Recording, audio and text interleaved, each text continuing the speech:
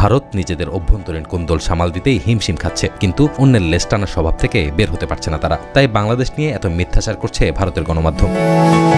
নড়াইলে হিন্দু ধর্মাবলম্বীদের উপর নির্যাতন হচ্ছে, সবাই পালাচ্ছে। ভারতীয় গণমাধ্যমে দেয়া এক নারীর বক্তব্য এখন সামাজিক যোগাযোগ মাধ্যমে ভাইরাল। পরবর্তীতে ওই নারী অবশ্য স্বীকার করেছেন যে ভারতীয় গণমাধ্যমের চাপে পড়ে তিনি এমনটা বলেছেন। 5 মিনিটের কথা বলছে, ফেনী দখল করবে, কোনো অসুবিধা নাই, খেলা হবে, অস্ত্র লাগবে না। আমরা যখন বের হবো তখন আমাদের এক হাতে যখন লাঠি নিয়ে বের হবো, ওই লাঠির পায়ে ওরা চলে যাবে। আমাদের অস্ত্র ছাড়াই আমরা কিন্তু যুদ্ধ করতে প্রস্তুত আছি ইনশাআল্লাহ। আমরা মুক্তিযোদ্ধারা এখনো জীবিত এবং ভারতকে এটা বুঝতে হবে। বেশি লাফালাফি করলে ভারতদের একটু ছাড় দেওয়া হবে না। যে কোনো সময় ভারতের সাথে বাংলাদেশের যুদ্ধ বেঁচে যাবে, যেখানে সুনিশ্চিত জয় বাংলাদেশের। পাকিস্তান ফুলফিলভাবে সাপোর্ট করছে বাংলাদেশকে।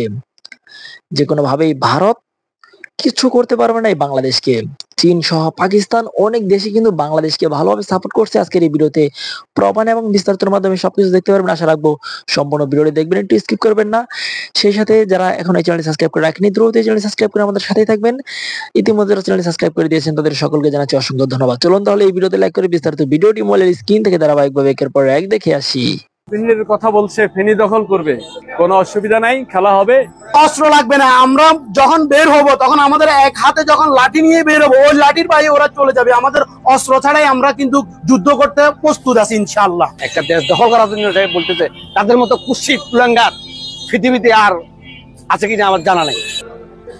ইসকন নেতা চিন্ময় কৃষ্ণ ইস্যুতে ভারত বাংলাদেশ দুদেশের সীমান্তে যখন উত্তাপ ছড়াচ্ছে, তখন সেই আগুনে যেন ঘি ঢাললেন ভারতের গণমাধ্যম কর্মী ময়ূক রঞ্জন ঘোষ। গতকাল তিনি তার একটি সংবাদে বলেছেন, ফেনী দখল করতে তাদের লাগবে মাত্র 5 মিনিট। এ নিয়ে কি বলছে ফেনীবাসী, চলুন একটু দেখে আসি। ময়ূক যে 5 মিনিটের কথা বলছে, ফেনী দখল করবে, 7 মিনিট 10 মিনিট 7 দিনের মধ্যে যদি এক সুতা দখল করতে পারে, আমরা আপনার ফেনীবাসী সর্বসম্মতিক্রমে প্রস্তুত আছি। আসতে বলেন, খেলা হবে। ভারতের যে সাংবাদিক, সামান্যতম একটা ন্যূনতম একটা ব্যক্তি, সে কিভাবে বলতে পারে? নিশ্চয় তার মাথায় কোনো গন্ডগোল আছে। কেন আমরা মুসলিমরা হচ্ছে কি রাসূল সাল্লাল্লাহু আলাইহি ওয়াসাল্লামের আমলে 313 জন আর 3 লাখ কাফেরের সাথে কি বিজয় হয়েছেন। আমরা তো ওই মুসলমান, যে মুসলমান কাফেরদেরকে খানিকের ভিতরে কি করতে পারি, আল্লাহ তাআলার দয়া মেহেরবানিতে ধূলিসাৎ করে দিতে পারি। শুধু ফেনী না, সারা বাংলাদেশের মানুষ 1971 সালে পাক হানাদার বাহিনীদেরকে কঠিন আকারে পরাজিত করেছিল। ঠিক এবারে যদি ভারত বাংলাদেশের কোনো আগ্রাসী ভূমিকা করতে চায়, তাহলে বাংলাদেশের মানুষ তাদেরকে প্রতিহত করবে। Direct action. বাংলাদেশ দখল করতে পারবে না, 1971 সালে পারে নাই, এখনো পারবে না ইনশাআল্লাহ। মুসলমান, হিন্দু, বৌদ্ধ, খ্রিস্টান সবাই মিলে একসাথে খুব সুন্দরভাবে বসবাস করে। তো এটা ভারতের ভালো লাগতেছে না। তো ভারত আমাদের উপরে অযথা আগ্রাসন চালাইতেছে। ওরা যত শক্তিশালী হোক না কেন, কামান ভারত আর এটা সেটা নিয়ে ওই কি এক সাংবাদিক যে কথা বলছে 5 মিনিট 7 মিনিট আমাদের ফেনী দখল করে ফেলবে, এই ধরনের কথাবার্তার ভিতরে আমরা সারা বছর শুনিয়েছি। কোনোদিন এটা সম্ভব না। আল্লাহর রহমতে ওনার যে আশা, তো উনি যদি মনে চায় যে হ্যাঁ আমাদের সাথে এখানে আসবে, যুদ্ধ করবে, তো আমাদের বাংলাদেশি ভাইরা, ইমানি আকিদা ভাইরা, সারা জাতি এটা ফেনীবাসী সহকারে প্রতিহত করবে ইনশাআল্লাহ। ইন্ডিয়ান সাংবাদিক বলেছে বাংলাদেশ দখল করবে, তারা তো মানুষে না। একটা দেশ কেন আরেকটা দেশকে দখল করবে, কি স্বার্থতা? আর সে যদি আসতে চায় আসুক, আমাদের ফেনীবাসীকে দেখে যায়। ভারত আক্রমণ করলে আমরাও হাতুড়ি বাড়াল নিয়ে আক্রমণ করবো, এদেরকে আমরা ছাড়বো। আমাদের 71 যুদ্ধের মতো আমরা আরেকটি যুদ্ধ ঘোষণা করতে চাই ভারতের বিরুদ্ধে। ইনশাল্লাহ আশা করি ভারত আমাদের এর ভিতরে আমাদের এটা উড়ে চলে যাবে। আমার যেটা ধারণা হচ্ছে, ও কোনো সাংবাদিক নয়, সাংবাদিক কখনো এই ধরনের আচরণ করে না। আমার মনে হচ্ছে যেন আমাদের টাং রোডে যে মলম বিক্রি করে দেয়, ওকে আমার কাছে মনে হচ্ছে যেন ও একজন মলম বিক্রেতা। বাংলাদেশ একটি আলাদা ভূখণ্ডের নাম।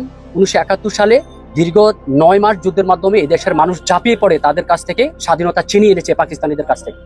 আজকে এই স্বাধীন সার্বভৌম দেশ বাংলাদেশ তার নিজের পরিচয় স্বপরিচয়ে বলিয়ান এবং স্বপরিচয়ে দণ্ডায়মান। এখন ময়ূকের বিষয়টা আসলে সে সাইকোপ্যাথ।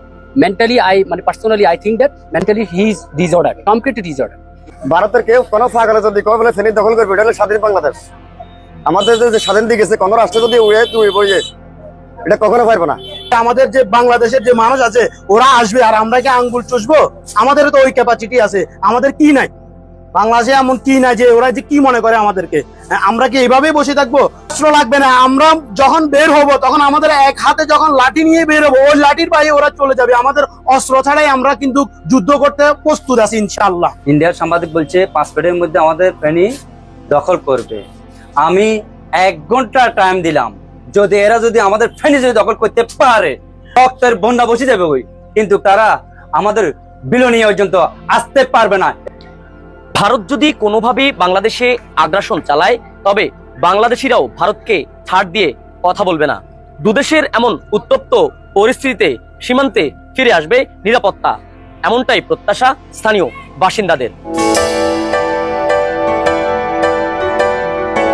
ভারত নিজেদের অভ্যন্তরীণ কোন্দল সামাল দিতেই হিমশিম খাচ্ছে, কিন্তু অন্যের লেজ টানার স্বভাব থেকে বের হতে পারছে না তারা। তাই বাংলাদেশ নিয়ে এত মিথ্যাচার করছে ভারতের গণমাধ্যম। গত 2 মাস আগেই ভারতের অরুণাচলে 60 কিলোমিটার এলাকা দখলে নিয়ে সামরিক ঘাঁটি স্থাপন করেছে চীন। সেই ব্যথা সেরে ওঠার আগেই আবার ধাক্কা খেতে যাচ্ছে ভারত। এবার তারা বাংলাদেশকে অস্থির করার চক্রান্তে নেমেছে। সামরিক সূত্রে জানা যায়, রংপুরের লালমনিরহাটে ব্রিটিশদের তৈরি এশিয়ার বৃহত্তম বিমান ঘাঁটি পুনরায় সক্রিয় করার কাজ শেষ পর্যায়ে। ওই বিমান ঘাঁটিটি ভারতের চিকেন নেক থেকে মাত্র 12 কিলোমিটার দূরে।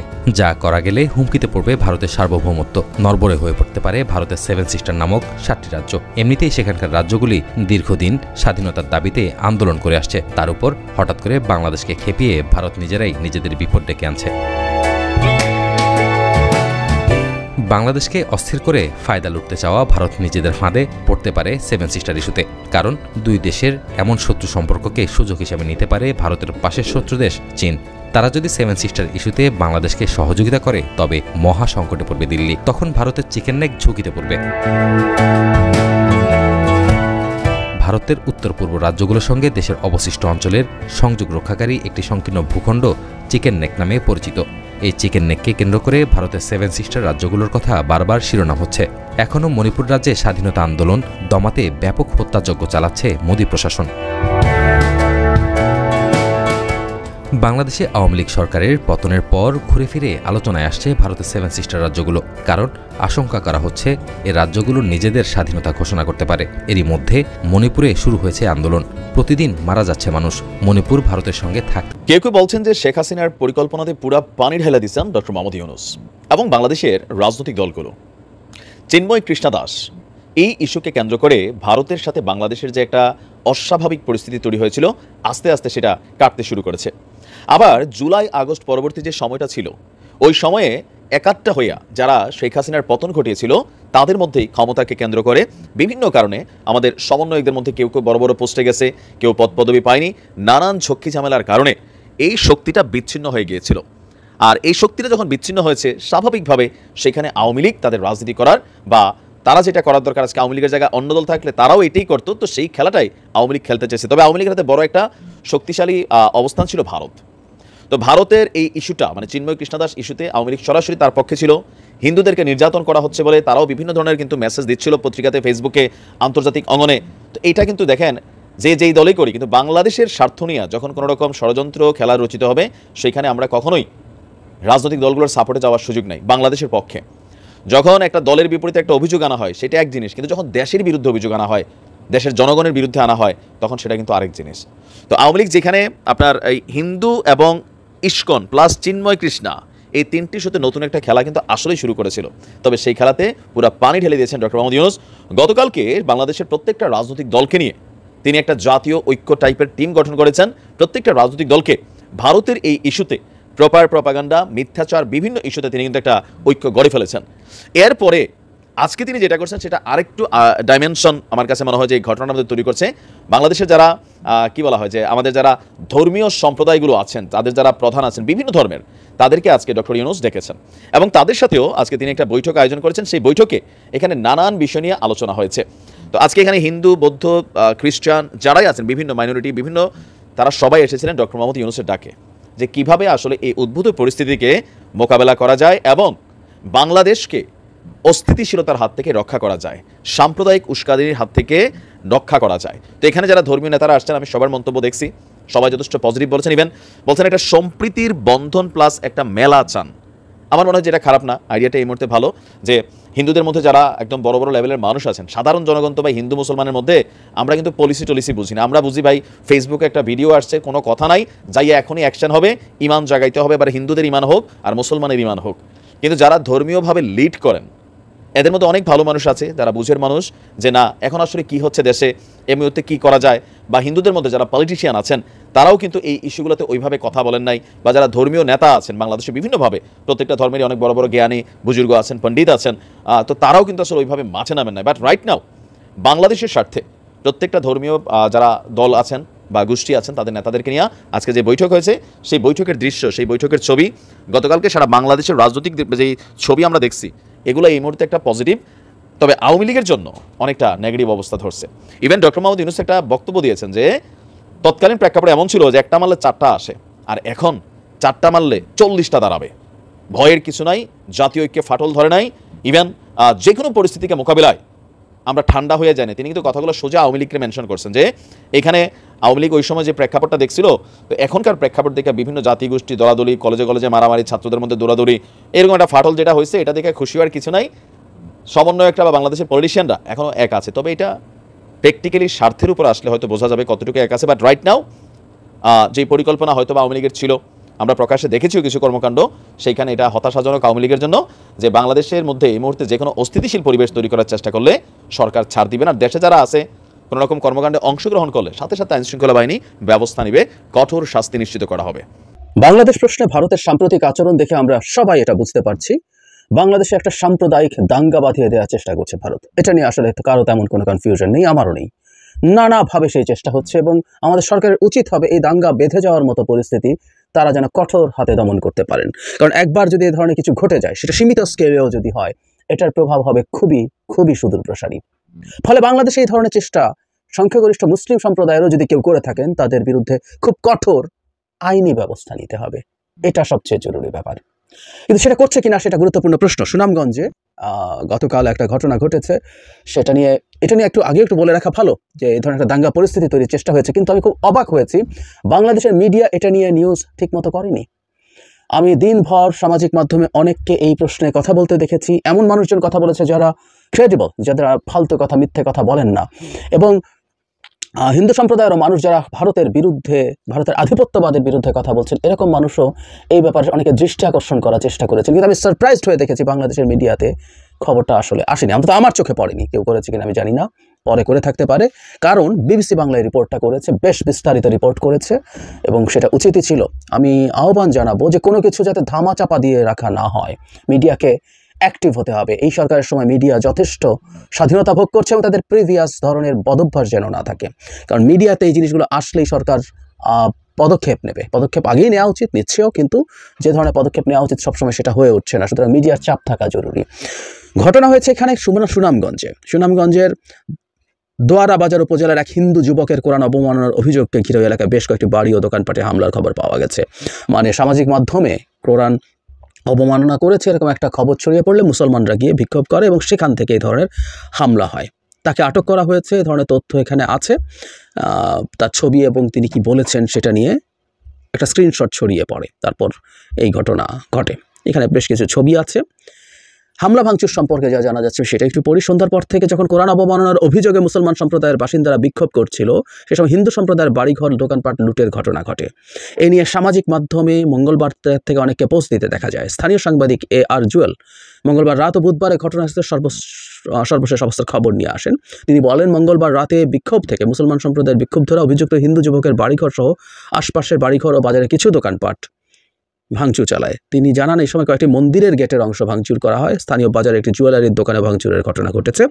আমি যতটুকু দেখেছি এসবের বেশিরভাগই ছিল টিনের ঘর, টিনের শাটার দেওয়া দোকান, সব মিলিয়ে 20টির মতো বাড়ি ও দোকানে ভাঙচুর হতে পারে। এই হচ্ছে মোটামুটি বেসিক কথা, আমাদের মূল বক্তব্য এবং আশঙ্কার জায়গাটা যেখানে যে হিন্দু যুবক অবমাননা করেছেন তাকে গ্রেফতার করা হয়েছে এবং তার নিরাপত্তাহীনতার কথা ভেবে যেখানে গ্রেফতার করা হয়েছে তাকে অন্য জায়গায়ও নিয়ে যাওয়া হয়েছে। আমি প্রাথমিকভাবে মুসলিম সম্প্রদায়ের মানুষের কাছে যেটা আবেদন করব, কোনো কিছু যদি তাদের অবমাননাও মনে হয়ে থাকে সেটার জন্য তারা আসলে আপাতত শান্ত থাকবেনই। আমি জানি এটা আবেগের জায়গা আছে, এটা অনেকেরই খারাপ লাগতেই পারে, কিন্তু সেটার জন্য শান্ত থাকা এই মুহূর্তে জরুরি। সর্বোচ্চ পুলিশের বা আদালতের সাহায্য নেওয়ার চেষ্টা করা যেতে পারে, এর বেশি কিছু না। কারণ আমরা বারবার বলছি যে এই ধরনের ঘটনা পরিকল্পিতভাবে ঘটানোর চেষ্টা হবে, এই ধরনের কোনো ঘটনা দিয়ে এই ধরনের একটা দাঙ্গা ট্রিগার করার চেষ্টা হতে পারে।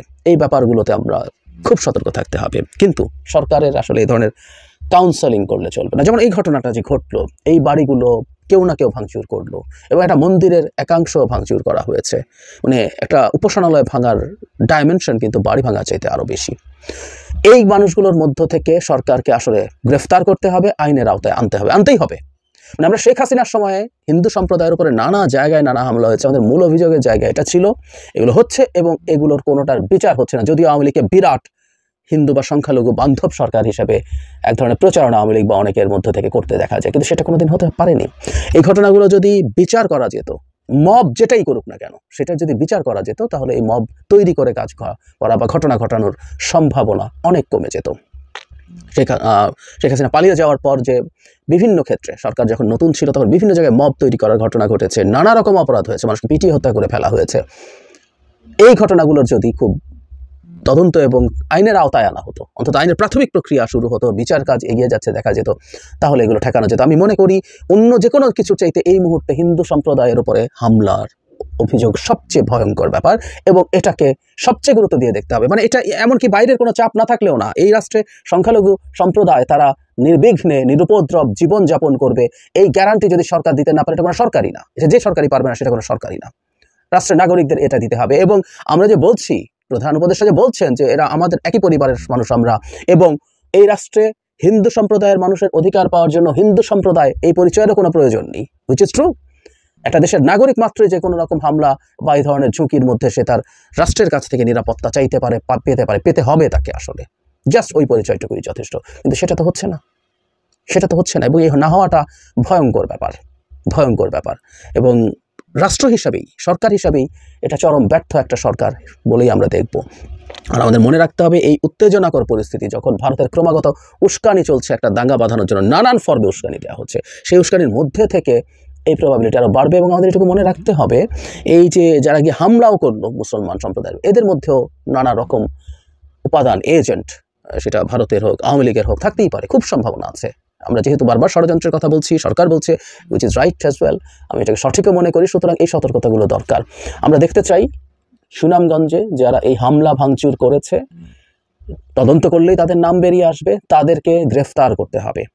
আই রিপিট, তাদেরকে গ্রেফতার করতে হবে, তাদেরকে আইনের হাতে তুলে দিতে হবে, আইনের আওতায় আনতে হবে, তাদের বিরুদ্ধে তদন্ত এবং বিচার শুরু করতে হবে। এগুলো না করলে খুব বড় বিপদের মধ্যে আমরা পড়ব। যে কোনো সময় এরকম একটা ছুতো তৈরি করার চেষ্টা করা হবে, করেই আসলে এরকম ঘটনা ঘটিয়ে দেওয়া হবে। এবং আমরা এখন জানি বহু সময় এরকম এই সকল স্ক্রিনশট মিথ্যা ভুল স্ক্রিনশট ছিল, এরকম কিছুকে ভিত্তি করেও হঠাৎ করে মব তৈরি হওয়া এবং বিভৎস ঘটনা ঘটিয়ে দেওয়ার ঘটনা এর আগেও বাংলাদেশে হয়েছে। আর এইরকম একটা ভোলাটাইল পরিস্থিতিতে আমরা এটা ইনফ্যাক্ট অ্যাটলিস্ট আর দেখতে চাই, এটা রাষ্ট্রের নিরাপত্তা, সার্বভৌমত্ব সব কিছুর সাথে জড়িত হয়ে পড়েছে। শেষ করছি, বহুবার বলা হলো, আবারও বলছি, আমরা খুব দ্রুত সুনামগঞ্জে যারা এই যে মব এই ঘটনাগুলো ঘটিয়েছে তাদের গ্রেফতার করা এবং সেটা মানুষের সামনে নিয়ে আসা যে এই অপরাধে তাদেরকে গ্রেফতার করা হয়েছে, আমরা ন্যায় বিচার নিশ্চিত করছি।